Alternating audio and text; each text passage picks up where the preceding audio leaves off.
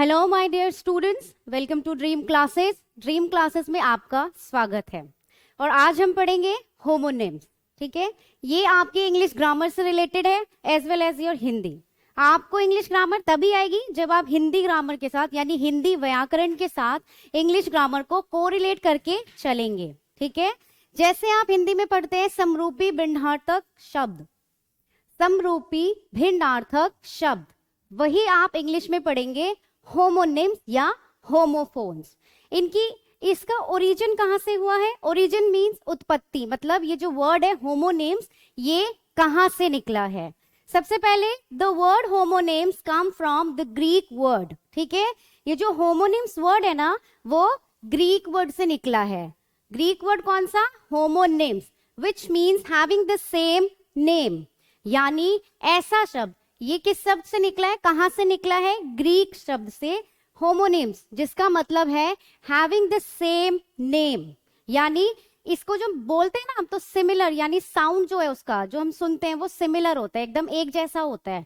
ठीक है, अब देखिए द प्रीफिक्स, आप हिंदी में पढ़ते हैं ना उपसर्ग और प्रत्यय, तो इसमें ये कैसे बना है, यानी ये जो होमोनिम्स है ना ये बना कैसे है? दो शब्दों से मिलके बना है। पहला है आपका होमो। ठीक है, the prefix homo means the same, यानी इसका जो फर्स्ट वर्ड है ना होमो, इसका जो मीनिंग है वो है सेम यानी समान। दूसरा द सफिक्स, जिसको हम हिंदी में कहते हैं प्रत्यय। ठीक है, हिंदी में पढ़ते हैं ना उपसर्ग और प्रत्यय, वैसे ही इंग्लिश में एज इट इज सेम है आपका सफिक्स या प्रफिक्स। प्रफिक्स और सफिक्स, प्रफिक्स मतलब उपसर्ग और सफिक्स मतलब प्रत्यय। ठीक है, तो इसका जो प्रफिक्स यानी पहला वर्ड है होमो, उसका मतलब है समान, और निम्स, निम्स का मतलब होता है द नेम, यानी समान नाम वाला, यानी ऐसे शब्द जो हम सुनते हैं उस सुनने में हमें एक जैसा लगता है लेकिन जो इसका अर्थ होता है, जो इसका मीनिंग होता है वो डिफरेंट होता है। ठीक है, एक बार और बताती हूँ, होमोनिम्स ऐसे शब्द होते हैं जो सुनने में एक समान रहते हैं लेकिन इनका जो मीनिंग है, मतलब है, वो अलग होता है। अब इसकी डेफिनेशन पे आते हैं।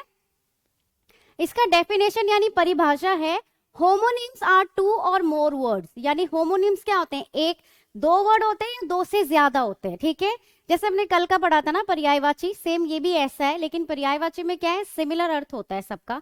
इसमें क्या होता है? नाम जो है वो एक जैसा होता है लेकिन जो मतलब है वो अलग अलग होता है। ठीक है, डेफिनेशन देखते हैं। होमोनिम्स आर टू और मोर word with the same spelling और प्रोनाउंसिएशन।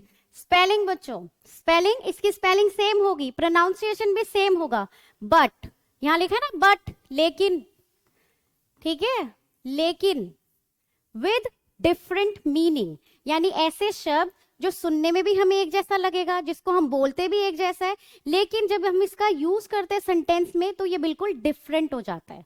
ठीक है, यानी एक नाम के दो इंसान हो सकते हैं। एग्जाम्पल देती हूँ, एक है किरण लड़की का नाम और दूसरा है किरण लड़का। ठीक है, अलग अलग हो गए, सबका जेंडर अलग हो गया ना, तो सेम ये भी होमोनिम्स में ऐसा ही होता है। एग्जाम्पल लेके चलते हैं कैसे। सबसे पहला है आपका बीट, बैट। ठीक है, बैट ऑब्वियसली बात है, सब कहोगे क्रिकेट में खेल यूज होने वाला इंस्ट्रूमेंट बैट, और एक बैट होता है चमगादड़। ठीक है, एक हो गया आपका, यहाँ पे देखो सिमिलर है ना, बैट यानी ए स्पोर्ट्स इक्विपमेंट, यानी खेल जो क्रिकेट है उसमें यूज किए जाने वाला एक इंस्ट्रूमेंट, और दूसरा है एन एनिमल। यहाँ पे चमगादड़ की बात हो रही है भाई, यहाँ पे बल्ला और यहाँ पे चमगादड़, आ रहा है समझ? ये हो गया आपका जिसको आप कहते हैं बल्ला। ठीक है, और ये हो गया आपका चमगादड़, पता है ना सबको?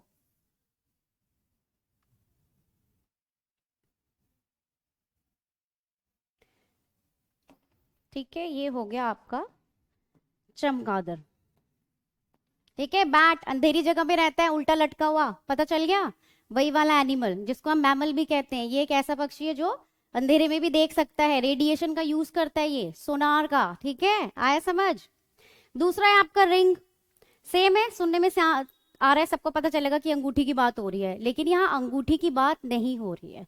अगर आप सेंटेंस देखेंगे, अगर उस सेंटेंस में आपको लग रहा है कि हाँ भाई अंगूठी की बात हो रही है, तो आप समझ जाओगे कि अंगूठी है, लेकिन ये दूसरा भी हो सकता है। इसमें एक है पहला आपका अंगूठी, दूसरा घंटी। फोन करते हो घंटी बजती है ना, उसको भी रिंग कहते हैं, योर फोन इज रिंगिंग, या फिर ये बोलते हैं कि योर फोन इज रिंग, या आपका फोन जो है वो बज रहा है, या घंटी बज रही है। और एक रिंग क्या हो गया? आपके हाथ में पहनने वाला। ठीक है, एक ज्वेलरी हो गया और एक आपका क्या हो गया? फोन रिंग हो गया, फोन बजने वाला। आगे चलते हैं, राइट। ठीक है, राइट अगर आपके सेंटेंस में आ रहा है, अगर आपको किसने बोला यू आर एब्सोल्युटली राइट, तो इसका मतलब ये है कि आप बिल्कुल ठीक हो। ठीक है, अगर किसने बोल दिया you have to select the right direction, यानी तुम्हें जो है राइट, ये जो राइट डायरेक्शन दिशा से रिलेटेड वर्ड हो गया, आपको राइट जाना है, यहाँ से दाएं मुड़ जाना है। ठीक है, अगर आप कहीं जा रहे हो, किसी से पूछ रहे हो आप, और उसने आपको बोल दिया कि ठीक है यहाँ से राइट चले जाओ, तो आप क्या करोगे? राइट जाओगे दिशा की ओर ना। दिशा हो गया एक राइट, और दूसरा राइट क्या हो गया? सही वाला। ठीक है, एक कौन सा राइट हो गया? सही वाला, और दूसरा क्या हो गया? आपके दिशा से रिलेटेड, या दाया बाया लेफ्ट राइट करते हो ना, करते हो ना, लेफ्ट राइट है, लेफ्ट हैंड है, राइट हैंड है, ये वाला। नेक्स्ट है आपका ब्राइट, चमकदार। दोनों इसके मीनिंग जो है बच्चों अलग अलग हो सकते हैं, अलग अलग है ही, ऑब्वियस सी बात है, होमोनिम्स पढ़ रहे हैं तो अलग ही होगा इसका मीनिंग। सिमिलर प्रोनाउंसिएशन, प्रोनाउंसिएशन यानी बोलचाल, बोल जो रहे हम लोग, ठीक है, वो सिमिलर आपका प्रोनाउंसिएशन हो गया, सुनने में बिल्कुल सेम लग रहा है, लेकिन अर्थ क्या हो गया इसका? अलग अलग होगा। और वो हम कैसे पता करेंगे? जब हम इस शब्द को जो है, ये जो वर्ड है ना, when we use this word in different sentences, ठीक है, कैसे इस शब्द का इस्तेमाल जब हम दूसरे सेंटेंसेस में करते हैं ना, तो इस शब्द का अर्थ बदल जाता है। ठीक है, जैसे इसमें लिखा हुआ है समझदार और चमकदार। ठीक, समझदार और चमकदार लिखा हुआ है, तो पहला तो है समझदार, क्या होता है? A smart intelligent. ठीक है, स्मार्ट और इंटेलिजेंट, ब्राइट का मतलब बोलते हैं ना कि my brother is a very bright student, या फिर my sister is really bright student, या this student is really bright, या this class has a really bright students. ठीक है, हमें पता चल गया कि हाँ ये जो मेरा जो भाई है बहुत इंटेलिजेंट है, बहुत स्मार्ट है, ठीक है, समझदार है बहुत ज्यादा। और एक हो गया आपका ब्राइट, फोन की ब्राइटनेस देखते हो, लाइट देखते हो, अरे बहुत ब्राइट लग रहा है, बहुत ब्राइट कलर्स है, बहुत वाइब्रेंट सा है, चमकदार, बहुत ज्यादा स्पार्कल वाला। तो स्मार्ट और इंटेलिजेंट हो गया आपका इसका। और दूसरा हो गया आपका फिल्ड विद लाइट, बताया मैंने, चमकदार, ब्राइट, बहुत ज्यादा चमकना, आंखों को लगना कि भी बहुत ब्राइट लाइट है, तो उसे डिम कर दो। और एक ब्राइट क्या? You are very bright student, आप बहुत समझदार बच्चे हो, बहुत इंटेलिजेंट हो, शार्प माइंड है आपका। नेक्स्ट है आपका प्रे और प्रे। ठीक है, इसमें बहुत डिफिकल्टी होती है बच्चों, क्योंकि ई और ए का ही फर्क है। ऑब्वियस सी बात है, होमोनिम्स पढ़ रहे हैं जिसमें आपको सिमिलर साफ सुनाई देगा, आपको सेम सुनाई देगा, लेकिन आपको समझ नहीं आएगा कि इसका मीनिंग क्या है जब तक आप सेंटेंस को अच्छी तरह से पढ़ नहीं लेते। तो पहला है आपका प्रे, प्रे मतलब प्रार्थना, ग्रीटिंग करते हैं हम लोग, ठीक है। और दूसरा प्रे हो गया आपका शिकार, ठीक है, एक होता है प्रेडेटर यानी शिकारी, और एक होता है प्रे यानी शिकार। तो इसमें लिखा है प्रे प्रार्थना, टू वर्शिप, क्या करते हैं? प्रार्थना करते हैं ना, भगवान से पूजा करते हैं, भगवान की पूजा अर्चना करते हैं, प्रार्थना करते हैं, उसको हमने कह दिया प्रे। कहते हैं ना कि चलो प्रेयर में चलो, प्रेयर में चलो, प्रार्थना करेंगे, स्कूल जाते हैं ना सारे, तो प्रेयर असेंबली जो बनती है तो सब जाकर प्रे करते हैं, प्रार्थना करते हैं, सेम वैसे ही यहाँ पे प्रे मतलब प्रार्थना और प्रे मतलब शिकार, बिल्कुल सेम सुनाई दे रहे हैं ना। अब देखो सेंटेंस में यूज करते हैं इसको, इसका मतलब देखते हैं। प्रे का मतलब हो गया टू वर्शिप, और प्रे का मतलब an animal hunted by a predator, यानी शिकारी द्वारा शिकार किया गया जानवर, ठीक है, शिकारी द्वारा शिकार किया गया जानवर, उसको हम क्या कहते हैं? शिकार। प्रे का मतलब क्या हो गया? शिकार। और प्रे, दूसरे प्रे का मतलब क्या हो गया? प्रार्थना, ठीक है। नेक्स्ट चलते हैं, अब आता है आपका वीक, वीक सेम है, सुनाई सेम दे रहा है, एक है आपका वीक और दूसरा भी है आपका वीक, बस थोड़ा सा ई और ए का फर्क है। तो क्या होगा?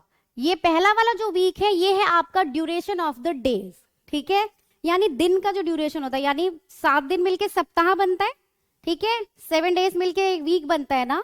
तो यहाँ पे जो पहला है the duration of a week, या फिर 7 डेज, ठीक है, या फिर क्या 7 डेज, ये हो गया आपका 7 डेज कॉल्ड अ वीक, ठीक है, 7 डेज कॉल अ वीक, यानी 7 दिन मिलकर जो एक सप्ताह बनाते हैं उसे हम क्या कहते हैं? वीक।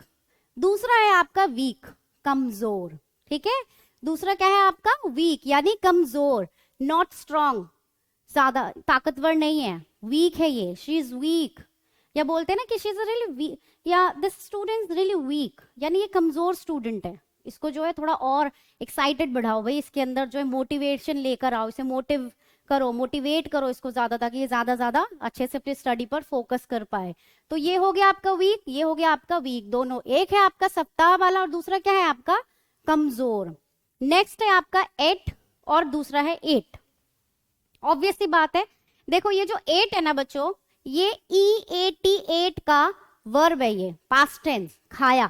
ठीक है, इसको हम क्या कहते हैं, इसको हम खाया भी कहते हैं। क्या कहते हैं, खाया। 8 यानी EAT, ईट, ईट हो गया आपका। तो ईट में क्या होता है, ये जो ईट आपने खाया है ना, ये इसका पास्ट टेंस है। ठीक है, खा चुके हैं, खा गया, आ रहा है समझ, वर्ब बन गया ये। EAT ईट, खाना, और ATE का मतलब खा चुके। ठीक है, पास्ट टेंस ऑफ ईट यानी जो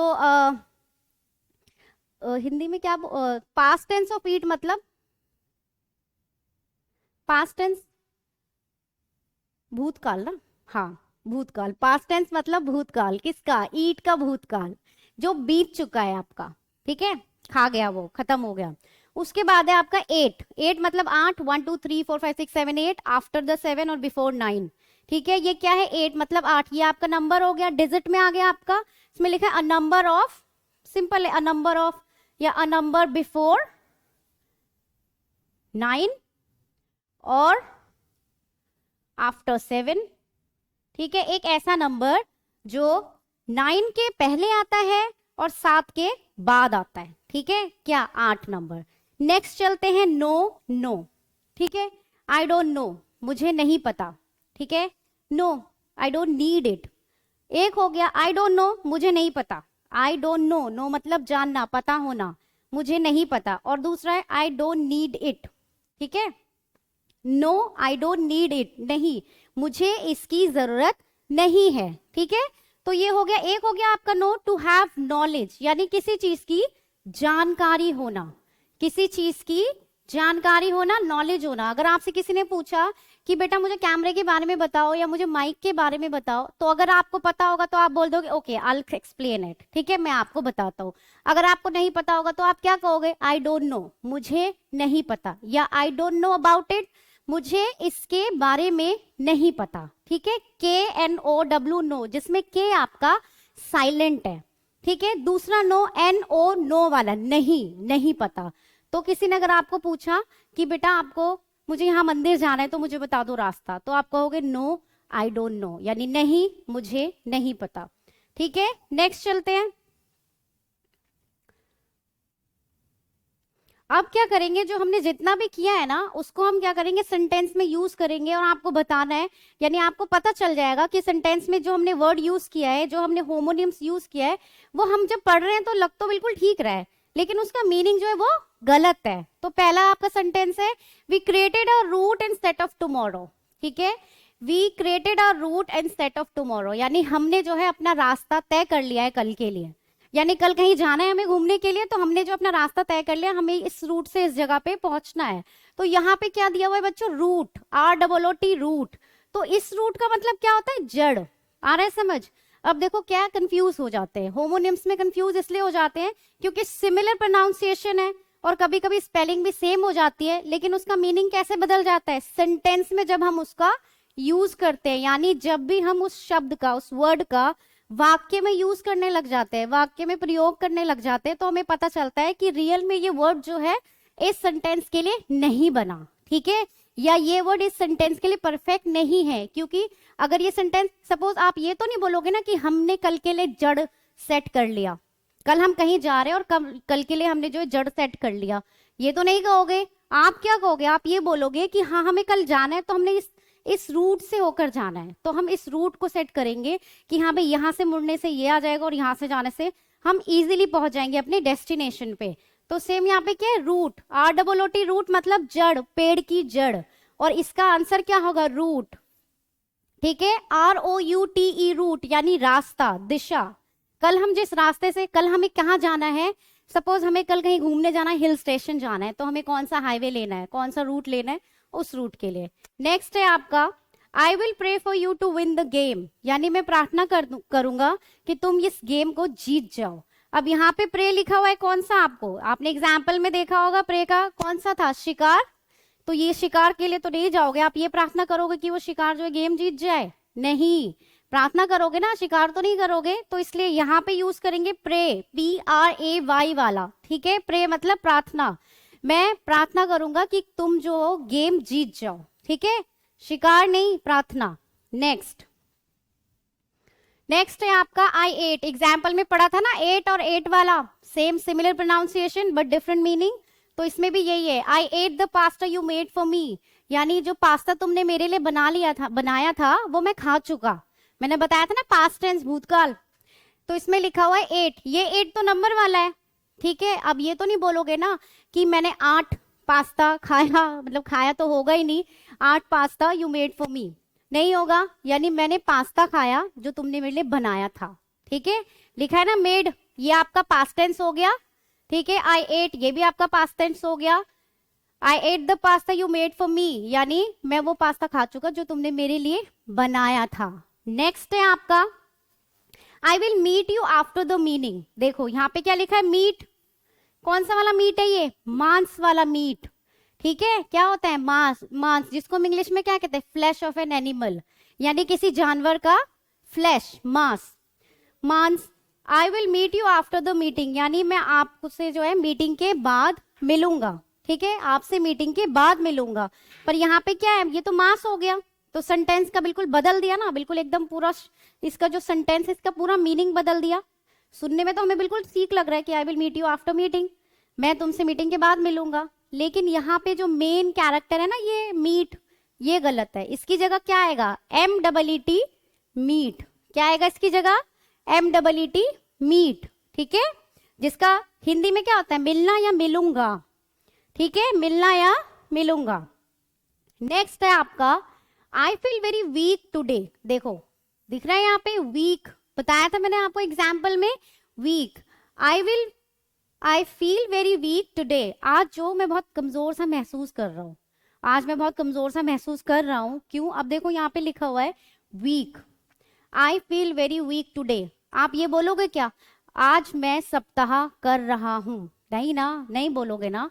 तो इसकी जगह आप क्या आएगा? वीक, WEAK वाला, वीक, जिसका क्या मतलब होता है? कमजोर, ठीक है। आज मैं थोड़ा कमजोर महसूस कर रहा हूँ, ठीक। लास्ट है आपका I know you very well, मैं आपको अच्छी तरह से जानता हूं, ठीक है। अब आप खुद देखो, ये आई तो आंख वाला है, इससे तो सेंटेंस बन नहीं रहा बिल्कुल भी।